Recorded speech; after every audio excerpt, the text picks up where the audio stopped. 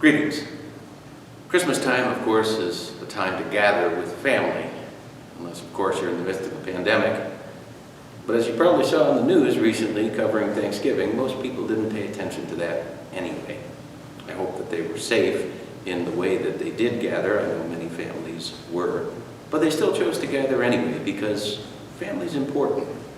Who you are and where you've come from matters quite a bit. In recent years, many people have turned to Ancestry.com to find old records of family members, or they've done DNA tests with 23andMe simply because they're interested in who they are, where they've come from, what are they all about. Even if you haven't gone to any of those, it's entirely possible that sitting in the doctor's office you've had to answer a bunch of questions. Do you have a history of this or a history of that? Your doctor's interested in where you've come from as well. Knowing where you've come from is nothing new, even in biblical times. They kept very accurate genealogical records. The records of which tribe you came from and who your parents were helped determine your allotment of an inheritance and other such things.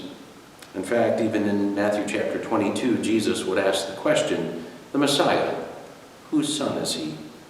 See, God made promises to David. They knew the answer. The Messiah would be from the line of David. What a great promise. David would have a son.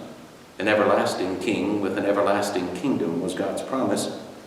But the genealogy of Jesus is far more important than just that.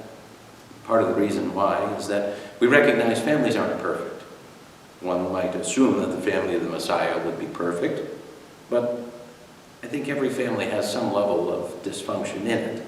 In fact, I'd say that's probably pretty normal.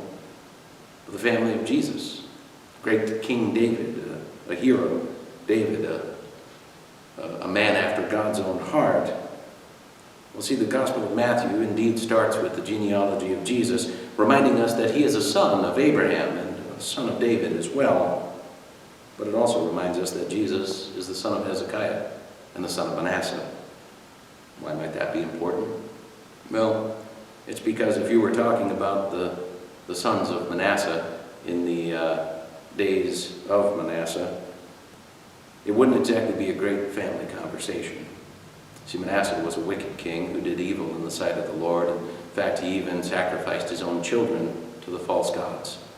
Not really the kind of ancestor you want to bring up at the table. See, the Bible doesn't sugarcoat the lineage of Jesus, and he didn't come from a perfect line of kings. We know that Jesus himself was, of course, born without sin, but his genealogy is just as checkered as any of ours would be. The Bible doesn't cover that up. And I pray that you can find a lot of hope in that, recognizing that God's story is a story of redemption, and it's what we can be, what God can make us into. It was never about David, but rather what David would have done to him through God. We don't forget that David was a murderer and he did steal another man's wife. And it's the same for you, regardless of what your past and your ancestry was. You can say to yourself that I will walk with God, unlike my parents or my grandparents. I will raise my children differently than I was raised. I will make sure my marriage is different than my parents or my grandparents.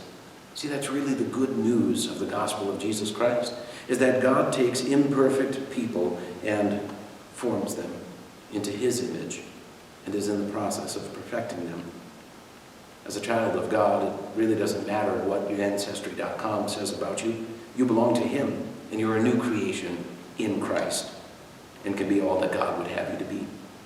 That truly is the greatest Christmas gift that anyone can receive. So as you prepare for Christmas this Adventtide, it is my hope and prayer that you will wake up each morning realizing that as much as your family matters, whether good or bad, being a child of God in Christ, a new creation made in his image, is far more important. I look forward to seeing you next week.